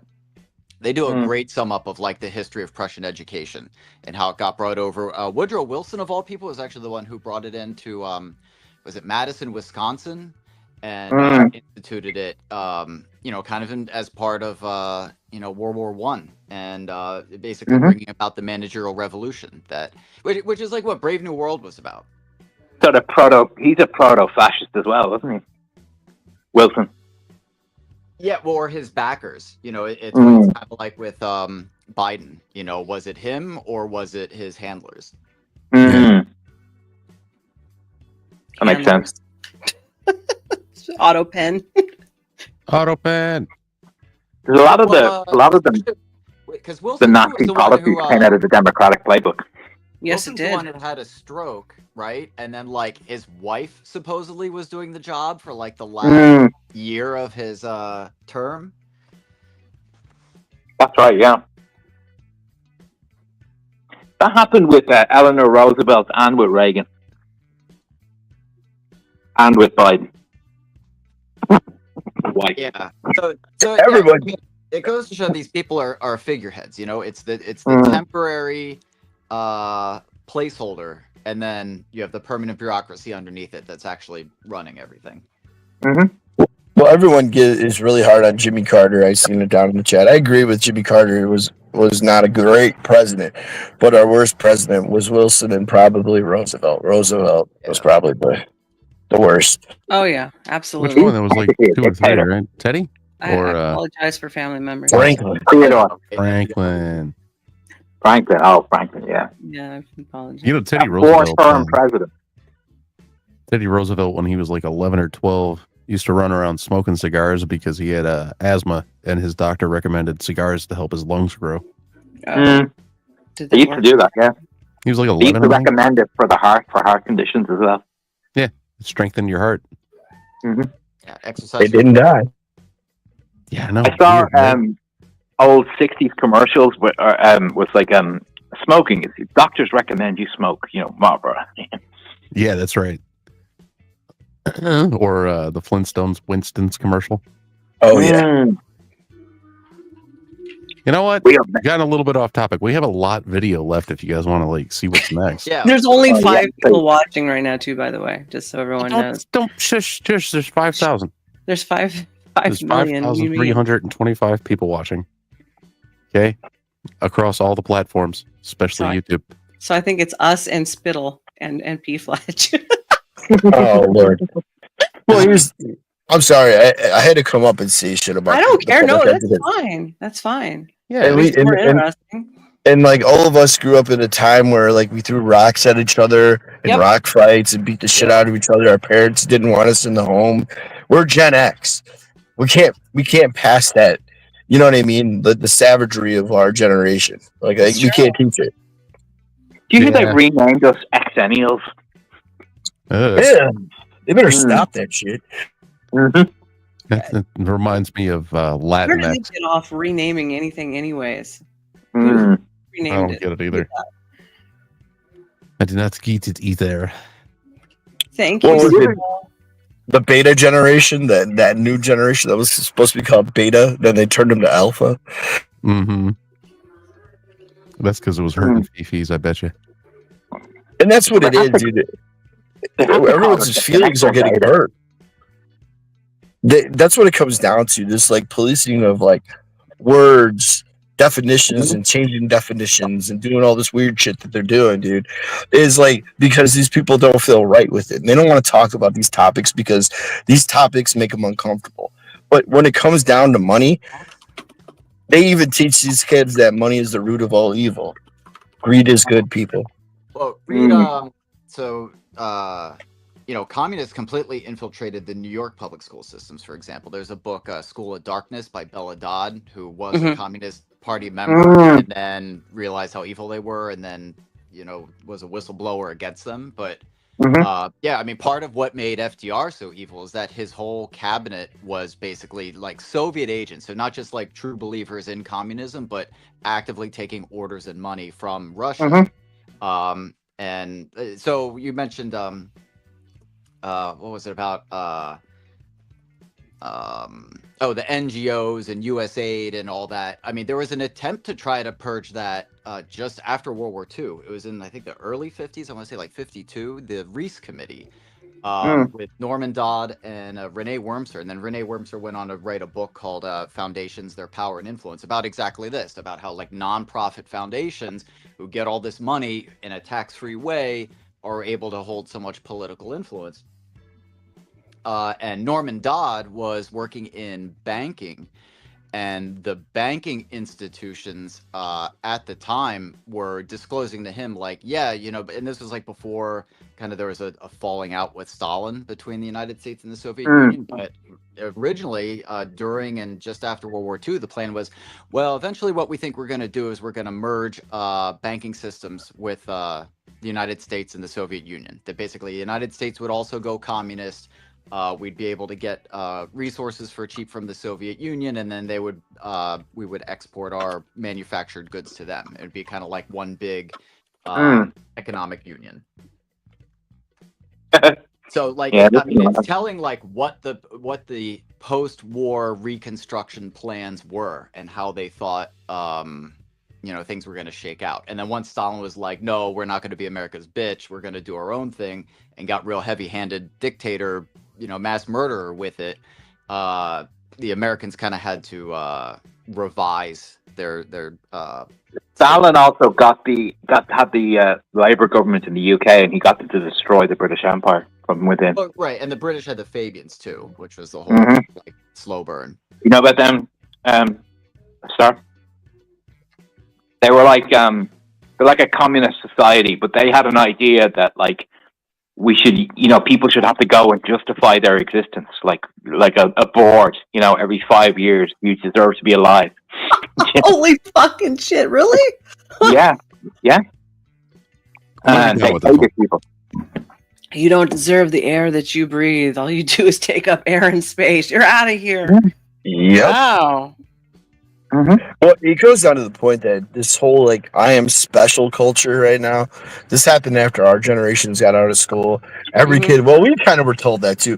You could do whatever you want. You're in America. Well, that was the dream then, but it's gone. Now. It was now. The participation trophy thing was the esteem movement, and it was the husband of Ayn Rand of all people who wrote a book. And then it's It's kind of one of those things where like people read a book and then they take one idea away from it and then they completely blow it out of proportion. And it's not necessarily what the source material was about, but yeah, that's when it was like, oh, you know, if kids have esteem, they'll all do well. Like the problem is that they get put down too much. And boomers kind of felt a lot that way. A lot of their pushback was against their parents being very like tough love on them. So then when the boomers raised their kids, they're like, oh, if I just, you know, give you everything that you want and give you love and dote on you the way I wish my parents had doted on me, you're going to turn out so perfect. And actually, you do too much and the kid won't achieve anything. Right. True. Well, yeah, the boomers did that. I mean, we all know those couple kids from the neighborhood, guys, all of us, and even Star, that their kid did no wrong. They were special, they were unique, and they all ended up dead or in prison. That's true. Or selling me weed. Selling Yeah. You know, he had like Are you telling me you were a degenerate? Are you telling me? Of course I am. I tell you that every night. Okay. You know, he had the kids that were like raised pretty wealthy, you know, and then you know, then they had the whole rebellion side of them, and then they wore black all the time and became emo. Started listening to The Cure. What are you talking about? Yeah, listen to The Cure or the Dead Kennedys or whatnot. Oh yeah. I'm just saying, it's a thing that happened. It's a thing that happened. You want to talk about schools? I mean, the best encompassing of schools during our generation was John Hughes. You had nerds. You had the art kids. You had the jocks. I mean, that was the best representation of high school. Yeah, I agree. He filmed that in his old high school. Which one? All of them? The Breakfast Club. Oh yeah. I think I'd heard that once. Yeah, it was all in Northbrook. I mean, he was from Northbrook. The make-believe line he made up is like Northbrook. So like everybody that was in there, like Ferris Bueller went to school with the kids that were in the Breakfast Club. Like, everything ties in together. He was friends with the redhead girl, Claire. He had a shared universe before Marvel. Oh my god, I thought Marvel invented it. Being facetious. Oh, and what was it? The kid that played the jock in the USFS, he was supposed to play the other guy. Yeah, the Judd Nelson role.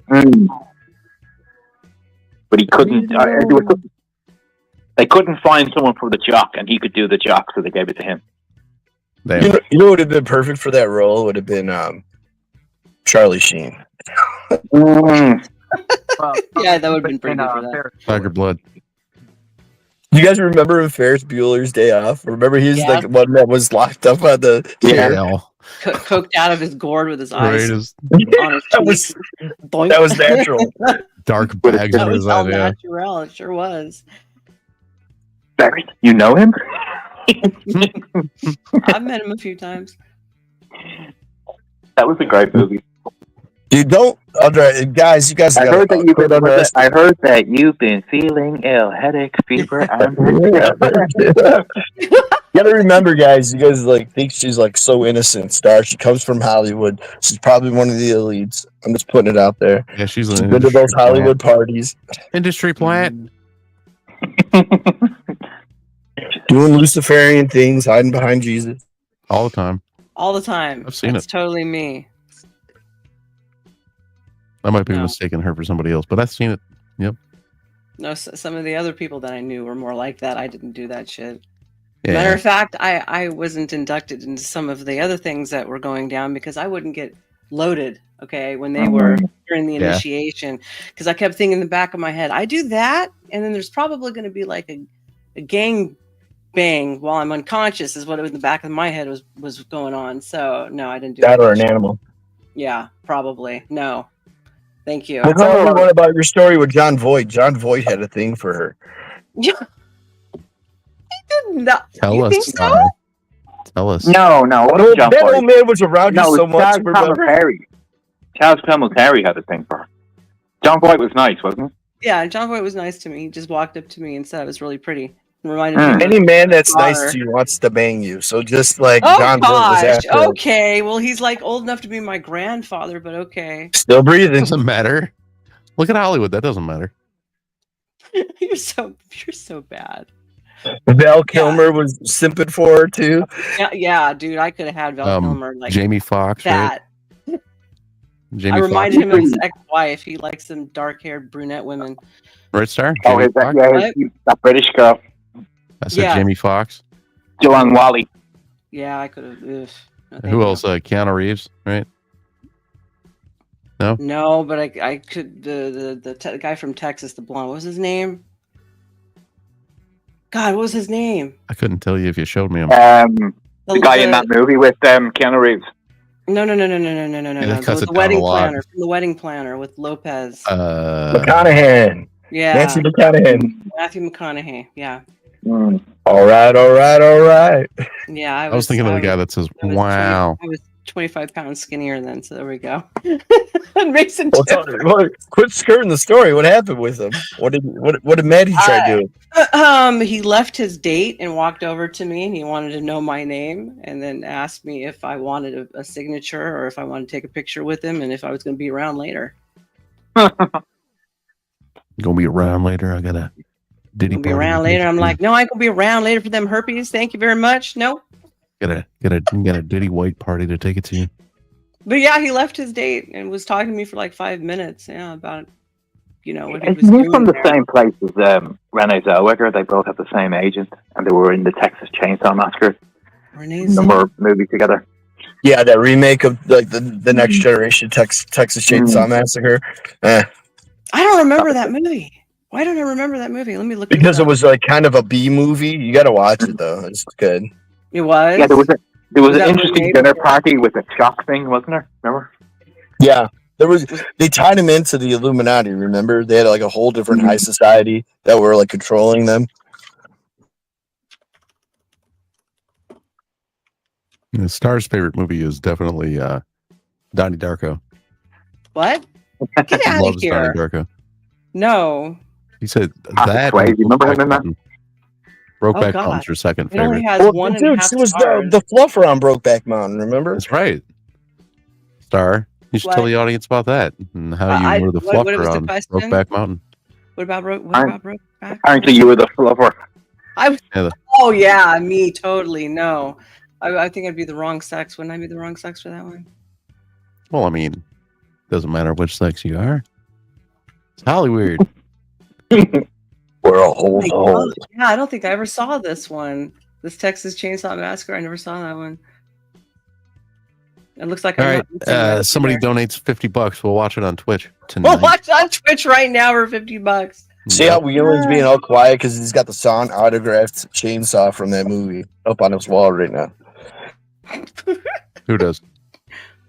Wheelan does. Oh. Sean does. Are you there, Sean, or no? What's up? Yeah. He's like, Oh, "What's I think- up?" What's up? I said you had the. I'm not paying any you had the- attention. You have the signed autograph copy, one of the chainsaws on your wall from Texas Chainsaw Massacre. Okay, yes, that's a connection I didn't make. Do I? I don't know. Yeah, do you? I don't know where you're going with that. No, what's funny to me is like Sean is a hidden collector. He'll like pop out like some external equipment of DJing. I'm like, how the hell do you even know about this? This is some obscure shit I only do. And then I run into him and he's like, yeah, look at this machine. I'm like, holy shit, dude. What is your vinyl collection like, dude? I have hardly any vinyl. So when I first started getting into that was right when the very first like control discs for using vinyl to play MP3s on a laptop were coming out. It was originally Pink something, and then pretty soon after that it was which was first, Final Scratch, and then Serato took over from there, right? So I mean that's also right when like Bloghouse was happening and the Hype Machine search engine for music on all those blogs. So yeah, my vinyl was pretty one of my roommates at the time, he had a decent collection because he'd been doing it for probably almost 10 years. P. Fletch wanted to know from you, Sean, what else do you know of the Fabian Society? Well, that's that's a deep topic. There's One of their symbols is in the stained glass in one of the Kingsman movies, if I remember correctly. I'm not super knowledgeable on the Fabians, other than just, their logo is literally a wolf in sheep's clothing. I think it's the second Kingsman movie, or the third one. Sorry, the King's Man. Okay, that one.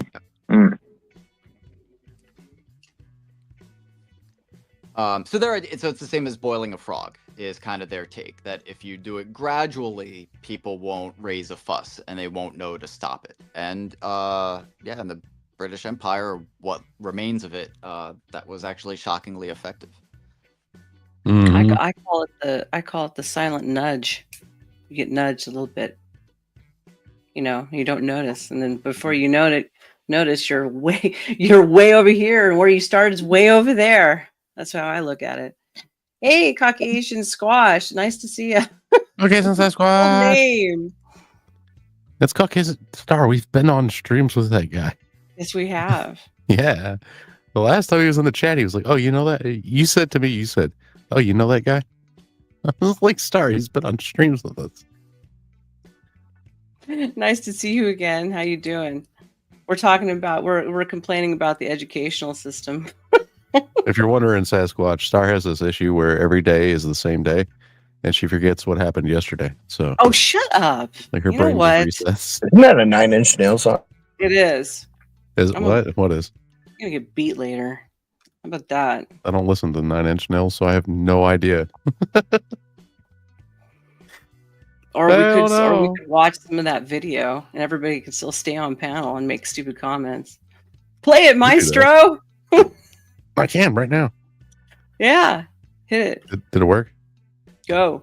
It didn't work. Sir. Hold on. Here you go. Do it. Significantly in the other direction and doing things differently. Oh, it's And that's liberal hive mind. exactly what Donald Trump is doing now with his latest proposal, taking his idea of tax reforms to a whole other level. It's not just no tax on tips, no tax on overtime and Social Security payments. He's now floating the idea of eliminating the federal tax for anyone making $150,000 a year or less. In other words, taking the tax burden off of the lower to middle class. President Trump is actually out here thinking big and thinking different. In other words, he wants to deliver real, true change and reform. Try something new because currently the system is not working, and it's about damn time. Also, no wonder the bureaucratic big government class hates him so much. But let me show you guys exactly what's going on. We got some stuff to get into, so let's roll the tape. All right, folks, so first off, take a look at this announcement from Howard Lutnick. How about no tax on tips? How about no tax on overtime? How about no Social Security? How about all those things? These are the kind of thoughts that will change America. I know what his goal is. No tax for anybody who makes less than $150,000 a year. Yes. So that's what I'm working Well, yeah. I'm absolutely loving the openness That means they'll to owe me new money, right? radical ways of thinking. And it's time to have a serious conversation about how Hopefully. taxation has not kept up with inflation. $150,000 a year is not what it was 10, 20 years ago. Thanks to It doesn't really government matter misconduct, because there's less than 34% of the spending population endless working money, paying the taxes anyway. purchasing power of your If you think dollar has about it, plummeted. it's not Inflation really has going to reduced change your anything. purchasing power, but if you think about it, the tax brackets haven't really changed much. It's funny how that works, right? Well, maybe it's time to start having that conversation. Maybe shifting the tax brackets upwards or eliminating the tax burden on middle income earners and below. The simple fact is people are struggling and the tax brackets haven't been updated, which is clearly having an impact on the middle class. Nowadays it's pretty common to hear that somebody's making $150,000, $200,000 a year and living paycheck to paycheck. And it's funny because we got these Democrats constantly talking about the cost of living crisis, but for some reason they refuse to acknowledge the most obvious solution. Let people keep more of the money that they earn. But no, of course not. They would never even entertain the idea. Instead, they just want to keep gobbling up all that money from the middle class, spend it on useless programs, expanding bureaucracy, and then act shocked and act compassionate as if they care when they read the headlines of people struggling, even making six figures. In my mind, it's time to try something new, or maybe going back to what worked in the past, allowing people to keep more of their hard-earned paycheck. But again, of course, no, you can't even say those words near a big government leftist bureaucrat type because they'll react in the most predictable fashion possible. They'll probably start screeching about how reckless and irresponsible it is because apparently the only responsible thing is robbing the people blind while delivering very little in return. But the suggestion is that it's irresponsible to reduce taxes because it's going to lead to an increased deficit. Oh no. Well, maybe that highlights an interesting problem. Maybe that's not a problem whatsoever. Maybe that's the best part. Because if you actually cut taxes, well, it'll force government to cut spending. Well, maybe not immediately, considering how addicted Congress is to spending money it doesn't have. But eventually, they probably won't have a choice. The federal government spends more money than it takes in every single year. Trillions extra. Total freaking free-for-all. Well, maybe just more. It's time to start reducing the federal government's tax income and hopefully eventually spending less. No more, They pay more in more bloated agencies or endless waste. Shoot. the debt is more than the military budget now. Yeah, The interest on the debt. So if anybody wants to Barely. actually understand where Elon, Peter Thiel, the so-called PayPal mafia, and then of course downstream from that is Trump and the current regime, are coming from with all this, there's a book, John Cochrane, by John Cochrane, Fiscal Theory of the Price Level. Basically that if you think of money as more like a corporate stock rather than as a commodity or like a zero coupon perpetual bond, your faith in that stock, whether it appreciates or depreciates, is what happens to money. And yeah, technically governments can't go bankrupt in a traditional sense, but what can happen is people lose faith in using that currency and then they switch to a different currency. Maybe they switch to Bitcoin or, the Chinese yuan or whatever. And so they're trying to address that if they're actually going to, make America great again and strengthen the perceived value of the dollar, it means that both inflation and interest rates have to come down, which means that you have to strengthen the treasuries market, which is how government is actually funded. Taxes are more a tool for punishing political enemies than it is actually a way that government is funded. The trick is to convince people to continue to buy treasuries. They have to basically believe that the United States is going to pay its debts and that it continues to grow in terms of real prosperity. And since we haven't had that because we've just had straight inflation instead of real productivity, that's why you're seeing this concern over whether, the dollar is going to remain, the global reserve currency. And so that's where they're coming from. And this is a very, you have to be maybe a bit of a finance nerd if you really want to get into the weeds of that book, but Elon's not, and those guys are not just like making it up as they go along. Right. There's been a lot of criticism of like, oh, they're economically illiterate or that's not how economics works or whatever. It's like, no, this is actually one of the leading theories in economics right now about the relationship between monetary theory and fiscal theory. Specifically the situation we're in of what's called fiscal dominance, that basically the open market operations, which is how monetary policy occurs, government is running out of people they can convince to buy treasuries. And they were actually looking at forcing banks to raise their reserve requirements in order to offload that burden. So to basically be like an internal purchase instead of like an external purchase. Which is basically admitting that like, you're self-dealing at that point. Like you're basically admitting like nobody actually wants these, which would be a crisis of faith or crisis of credit in the government. Okay. Well, it's 8 o'clock. I started streaming at what? 8:15, right? I'm not sure. Yes, 8:15. And I'm going. It's 10:08. So we're gonna end it. So we're gonna end this and pick this up again on another point. There's like nobody's watching right now, unfortunately, but that's okay. I can watch on the replay. It's okay. They'll watch it on the replay, and then we'll stream again, and then we'll start picking the numbers back up. So. Self says boom. Yes. So thank you, gentlemen, for coming up here, for Trippy for doing the editing and helping me out today, and also co-hosting with me, and also Shane co-hosting with me, and Sean co-hosting with me. And I also enjoy having Self up here. I always enjoy his mind. He has a great mind. He remembers all kinds of stuff, and we have lots to talk about always, right? So come back and join us again with School of Thot. We're going to be expanding, and I'm also going to start cooking and cleaning and doing some little skits on that because nobody knows how to do that crap anymore. And I'm a trad, so we'll key into some of that too. All right, everybody. Awesome. I hope everyone is having a great weekend, and we'll see you again soon.